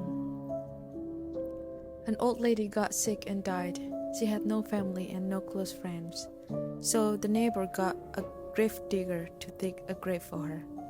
And they had a coffin made, and they placed it in her living room.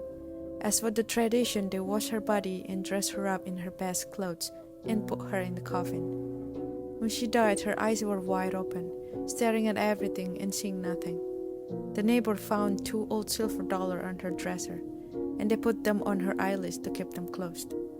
They lit candle and sat up with her so that she would not be too lonely on the first night that she was dead. The next morning, a preacher came and said a prayer for her. Then everybody went home. Later, the gravedigger arrived to take her to the cemetery and bury her. He stared at the silver dollar on her eyes, and he picked them up. How shiny and smooth they were. How thick and heavy. They're beautiful, he thought, just beautiful. He looked at that dead woman with her eyes wide open. He felt she was staring at him, watching him hold her coin. It gave him a creepy feeling. He put the coin back on those eyes of hers to keep them closed. But before he knew it, his hand reached out again and grabbed the coin and stuck them in his pocket. Then he grabbed a hammer and quickly nailed shut the lid on the coffin. "Now you can't see anything," he said to her. Then he took her out to the cemetery, and he buried her as fast as he could. When the gravedigger got home, he put the $2 in a tin box and shook it. The coin made a cheerful rattling sound, but the gravedigger wasn't feeling cheerful. He couldn't forget those eyes looking at him. When it got dark, a storm came up, and the wind started blowing. It blew all around the house.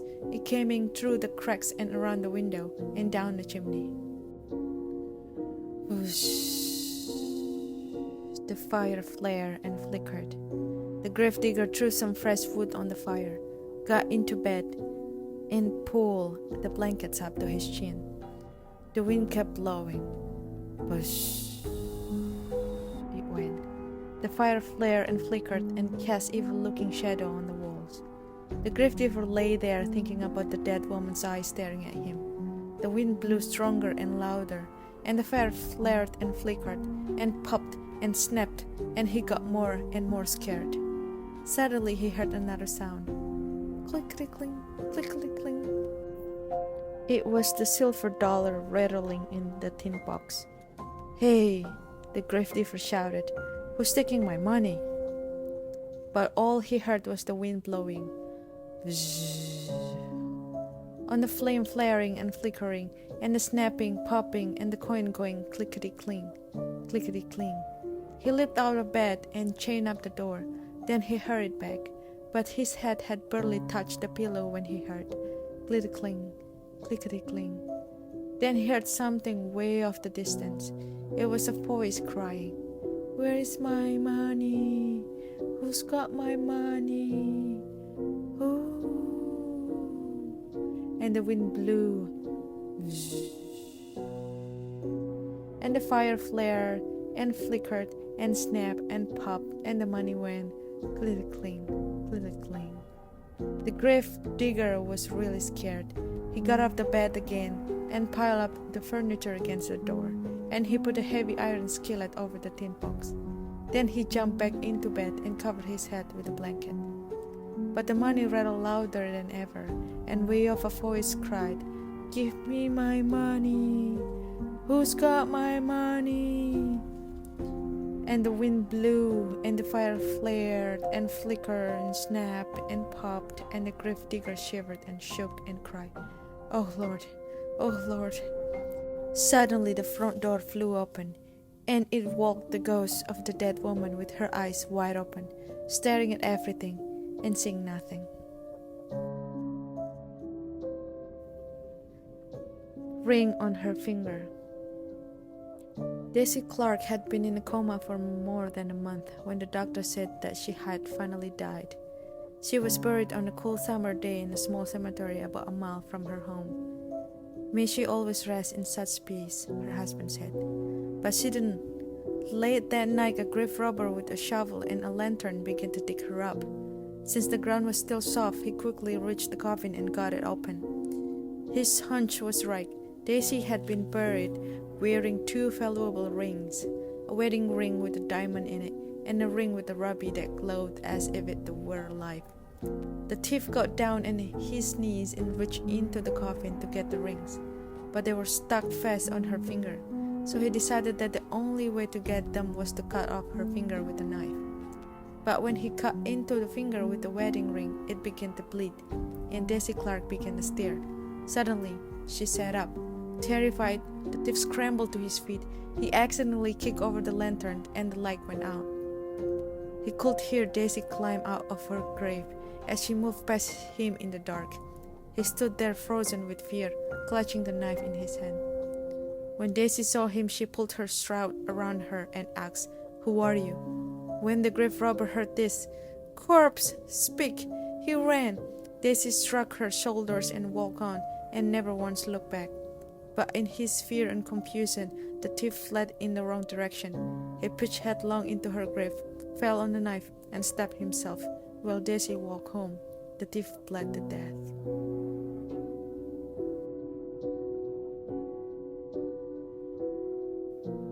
The window.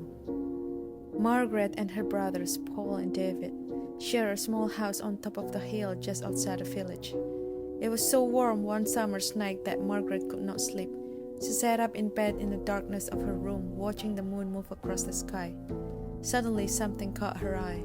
She saw two small yellow-green lights moving through the woods near the graveyard at the bottom of the hill. They looked like the eyes of some animal, but she could not make out what kind of creature it was. Soon the creature left the woods and moved up the hill towards the house. For a few minutes, Margaret lost sight of it. Then she saw it coming across the lawn toward her window. It looked something like a man, and yet it didn't. Margaret was terrified. She wanted to run from her room, but the door was next to her window. She was afraid the creature would see her and break in before she could escape. When the creature turned and moved in another direction, Margaret rushed to the door, but before she could open the door, it was back. Margaret found herself staring through the window at a shrunken face like that of a mummy. Its yellow-green eyes gleamed like a cat's eyes. She wanted to scream, but she was so frightened that she could not make a sound. The creature broke the window glass, unlocked the window, and crawled inside. Margaret tried to flee, but the creature caught her. It twisted its long, bony finger into her hair, pulled back her head, and sank its teeth into her throat.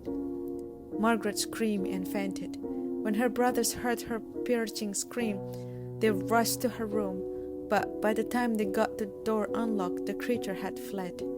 Margaret lay on the floor bleeding and unconscious. While Paul tried to stop the bleeding, David chased the creature down the hill towards the graveyard, but soon he lost sight of it. The police thought it was the work of an escaped lunatic who believed he was a vampire.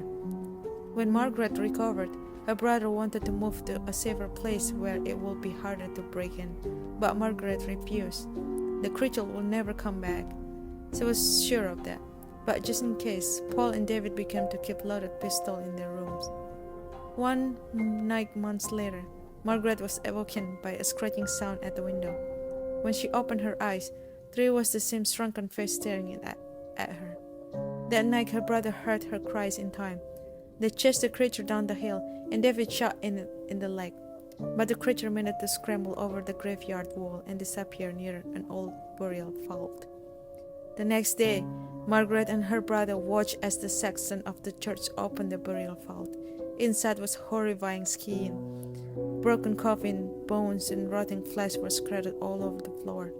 Only one coffin had not been disturbed. When the sexton opened it, there lay the creature with the shrunken face that had attacked Margaret.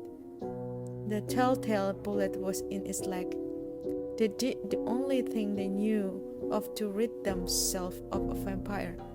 The sexton built a roaring blaze outside the vault and fed the shrunken body the flame. They watched the body burn until nothing remained but ashes.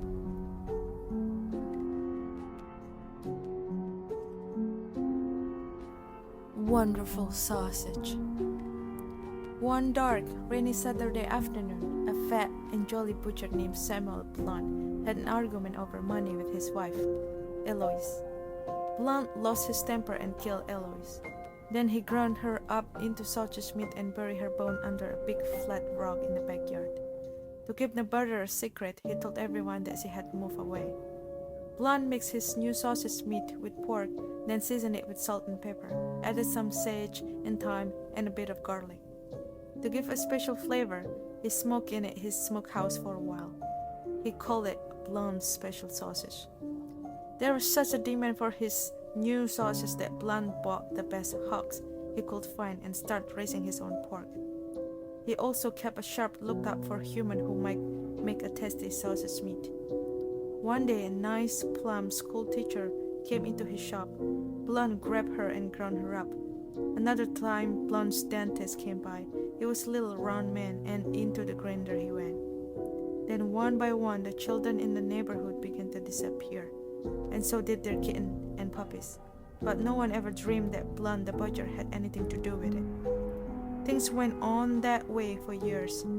Then one day, Blunt made a big mistake. A fat boy came into the butcher shop. Blunt grabbed him and started to drag him off the sausage grinder. But the boy broke loose and ran out of the shop. And Blunt chased after him, waving a big butcher knife. When people saw this, they realized at once what had become of all the missing children and grown up and the kittens and the puppies. An angry crowd had gathered at the butcher shop. No one knows for sure just what happened to Blonde that day. Some say he was fed to his hogs, others say he was fled to his sausage grinder, but he was never seen again, and neither was his wonderful sausage meat.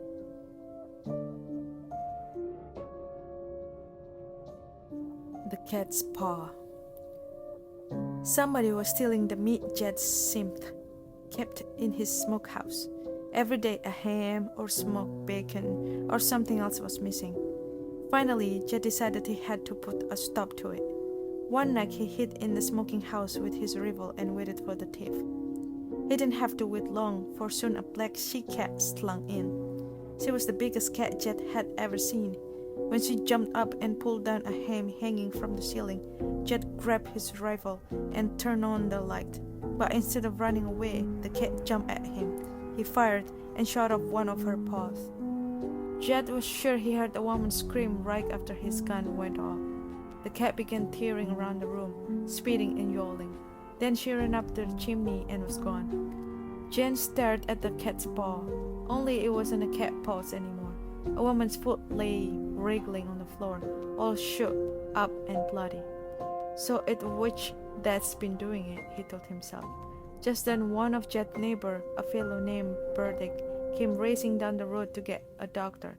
His wife's foot had been shot in an accident, he told Jed. She was bleeding pretty bad, he said.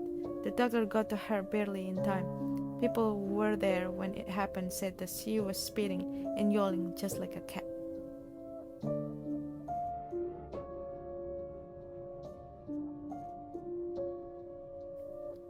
The cat in a shopping bag. Mrs. Briggs was driving to the shopping mall to do some last-minute Christmas shopping when she accidentally ran over a cat. She could not bear to leave the corpse on the road for other cars to hit and squashed. So she stopped, wrapped the cat in some tissue paper she had with her, and put it in an old shopping bag in the back seat. She would bury it in the backyard when she got home. At the mall, she parked her car and began walking to one of the stores. She had taken only a few steps when out of the corner of her eye, she saw a woman reach into the open window of her car and take the shopping bag with a dead cat. Then the woman quickly got into a car nearby and drove away. Mrs. Briggs ran back to her car and followed the woman. She caught up with her at a diner downtown. She followed her inside and watched the woman slide into a booth and give a waitress her order. As the woman sat sipping her soda, she reached into Mrs. Briggs' shopping bag. Then she bent down and looked inside. A look of horror crossed her face. She screamed and fainted. The waitress called an ambulance. 2 attendants carried the woman away on a stretcher, but they left the shopping bag behind. Mrs. Briggs picked up the bag and ran after them. "This is hers," she called. "It's her Christmas present. She wouldn't want to lose it."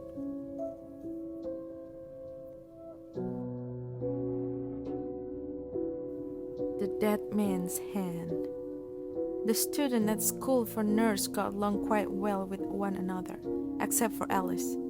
The trouble with Alice was that she was perfect. At least that is how it seemed to other students. She was always friendly and always cheerful. Nothing ever upset her. Her school assignments were always on time and always perfect. She didn't even bite her fingernails. Many of the student nurses resented Alice. They would have liked to see her fail at something, become frightened, or cry, or do something that showed that she had weakness like they did. One night, several students tried to frighten Alice with a practical joke. They borrowed the hand of a corpse that had been studying in anatomy and tied it to a light cord in her closet.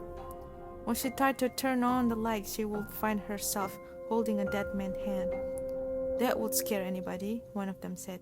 "If it doesn't scare her, nothing will." After tying the hand in place, they went to the movies. When they got back, Alice was asleep, but when they didn't see her the next morning, they decided to find out what had happened. There was no sign of Alice in her room, but they soon found her. She was sitting on the floor in her closet, staring at the dead man's hand and mumbling to herself. Alice didn't even look up. The joke had worked, but nobody was laughing. The bus stop. Ed was driving home from work in a rainstorm. While he waited for a traffic light to change, he saw a young woman standing alone at the bus stop.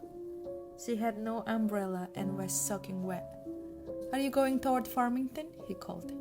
"Yes, I am," she said. "Would you like to ride home?" "I would," she said, and she got in. "My name is Joanna Finney. Thank you for rescuing me." "I am Ed," he said, "and you are welcome." On the way there, they talked and talked. She told him about her family and her job and where she had gone to school, and he told her about himself. By the time they got to her house, the rain had stopped. "I am glad it rained," Ed said.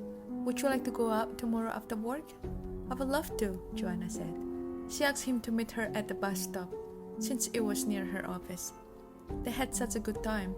They went out many times after that. Always they would meet at the bus stop, and off they would go. Ed liked her more each time he saw her. But one night, when they had a date to go out, Joanna did not appear. Ed waited at the bus stop for almost an hour. Maybe something is wrong, he thought, and he drove to her house in Farmington. An older woman came to the door. "I am Ed," he said. "Maybe Joanna told you about me. I had a date with her tonight. We were supposed to meet at the bus stop near her office, but she didn't show up. Is she all right?" The woman looked at him if he had said something strange. "I am Joanna's mother," she said slowly. "Joanna isn't here right now, but why don't you come in?" Ed pointed to a picture on the mantel. "That looks just like her," he said. "It did once," her mother replied, "but the picture was taken when she was your age, about 20 years ago. A few days later, she was waiting in the rain at the bus stop. A car hit her, and she was killed." Faster and faster. Sam and his cousin Bob went walking in the woods. The only sound were leaves rustling, and now and again, and the bird chirping. "It's so quiet here," Bob whispered.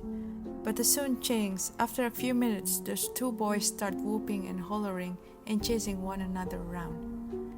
Sam ducked behind a tree. When Bob came by, Sam jumped out of him. Then Bob raised a head and hid behind a bush. When he looked down, there at his feet was an old drum. "Sam, see what I found," he called.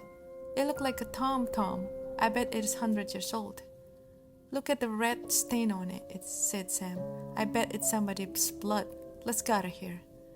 But Bob could not resist trying the drum. He sat on the ground and held it between his legs. He beat on it with one hand, then the other, slowly at first, then faster and faster, almost as he could not stop. Suddenly there was a shout in the woods and the sound of hoofbeats. A cloud of dust rose from behind a line of trees. Then men on horseback galloped towards them. "Bob, let's go!" Sam shouted. He began to run. "Hurry!" Bob dropped the drum and ran after him. Sam heard the twang of a bow firing an arrow. Then he heard Bob scream. When Sam turned, he saw Bob pitch forward, dead. But there was no arrow in his body, and there was no wound. And when the police searched, there were no men on horseback, and there were no hoof prints, and there was no drum. The only sound were leaf rustling, and now and again bird chirping.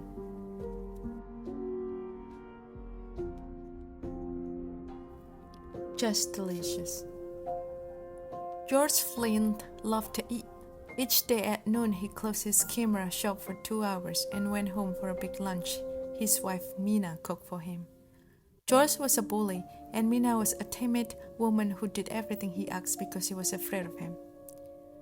On his way home for lunch one day, George stopped at the butcher's shop and bought a pound of liver.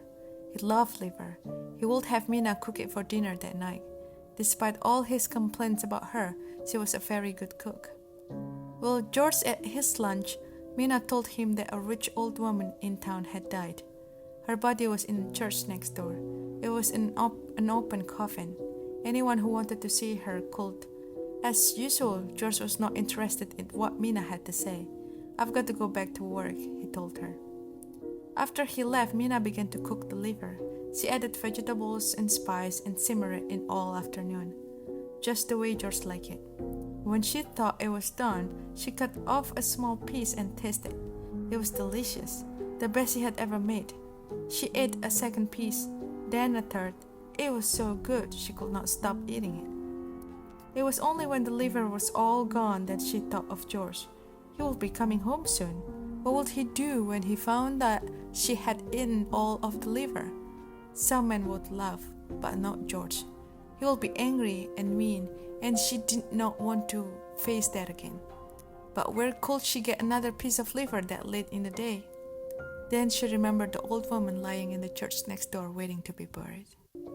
George said he never had a better dinner. Have some liver, Mina, he said. It's just delicious.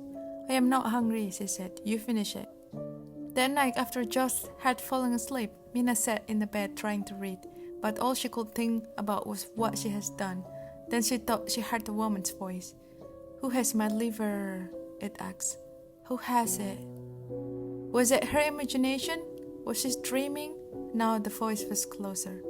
Who has my liver? It asked. Who has it? Mina wanted to run. No, no, she whispered. I don't have it. I don't have your liver. Now the voice was right next to her. Who has my liver? It asked. Who has it? Mina froze with terror. She pointed to George. He does, she said. He has it. Suddenly the light went out and George screamed and screamed. Hello, kid. Tom Connor was on his way to a dance in the next village. It was a long walk through the field and woods, but it was a soft, sweet evening and he loved dancing, so Tom didn't mind. He had gone only a short distance when he noticed a young woman following him. Maybe she's going to the dance, he thought, and he stopped and waited for her. As the woman got closer, he saw that it was Kate Faherty. They had danced together many times. He was about to call, Hello, Kate, when suddenly he remembered that Kate was dead. She had died last year, yet that she was all dressed up for the dance. Tom wanted to run, but somehow it didn't seem right to run from Kate. He turned and started to walk away as fast as he could, but Kate followed him. He took a shortcut across the field, but still she followed. When he got to the dance hall, she was right behind him. There were a lot of people standing outside, and Tom tried to lose Kate in the crowd. He worked his way to the side of the building, then squeezed up against the wall behind some people. But Kate followed. She came so close, she brushed up against him, then she stopped and waited. He wanted to say, Hello, Kate, just the way he did when she was alive, but he was so frightened he couldn't speak. Her eyes looked into his eyes, and she vanished.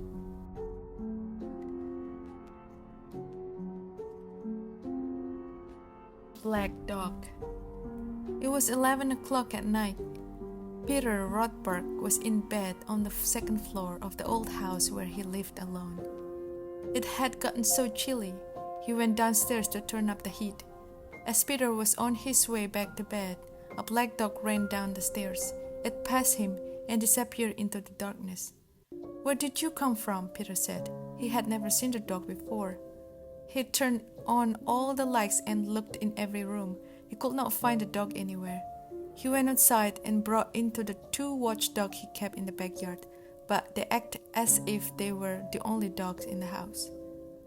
The next night, again at 11 o'clock, Peter was in his bedroom. He heard what sounded like a dog walking around in the room above him. He dashed upstairs and threw open the door. The room was empty. He looked under the bed. He looked in the closet. Nothing.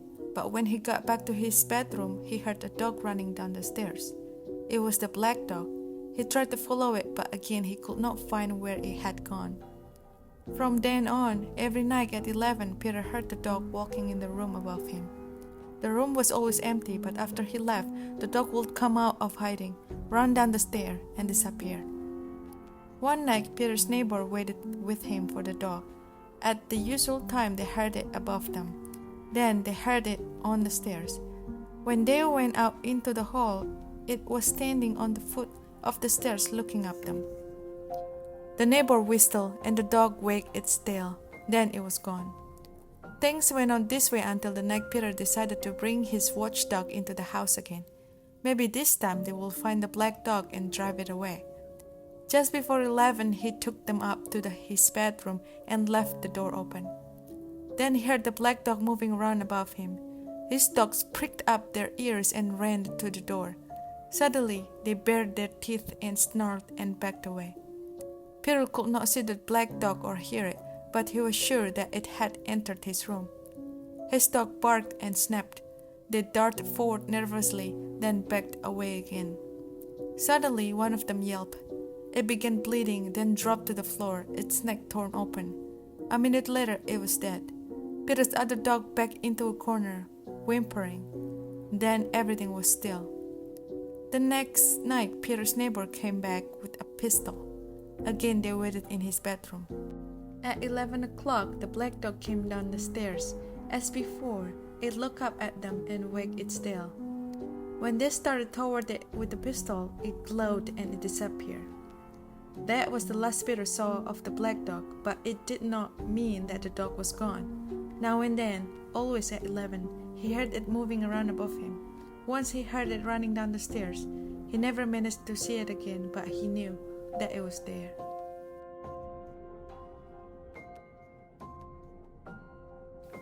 Footstep. Liz was doing her homework at the dining room table. Her younger sister Sarah was asleep upstairs. Their mother was up, but she was expected back any minute.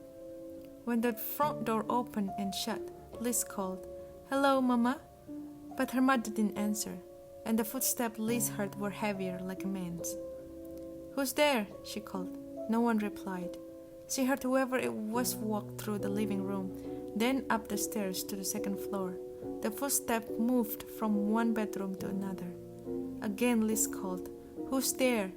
The footsteps stopped. Then she thought, "Oh my God, Sarah is in her bedroom." She ran upstairs to Sarah's room. Only Sarah was there and she was asleep. Liz looked in the other room but found no one. She went back down to the dining room, scared out of her wits. Soon she heard footsteps again. They were coming down the stairs into the living room. Now they went into the kitchen. Then the door between the kitchen and the dining room slowly began to open. "Get out!" Liz screamed. The door slowly closed. The footsteps moved out of the kitchen through the living room towards the front door. The door opened and shut. Liz ran to the window to see who it was. No one was inside, nor were there any footprints in the fresh snow that had been falling.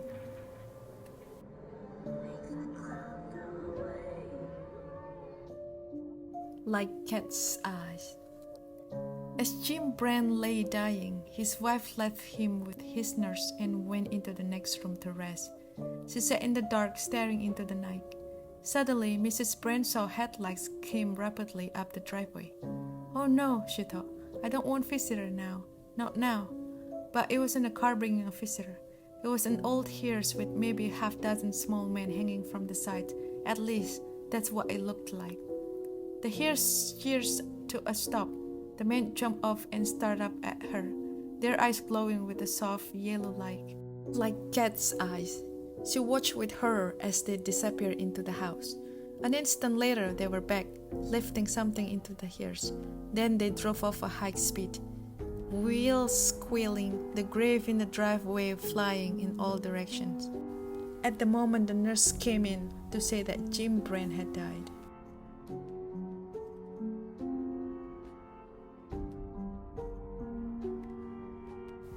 Bees. John Nicholas raised horses.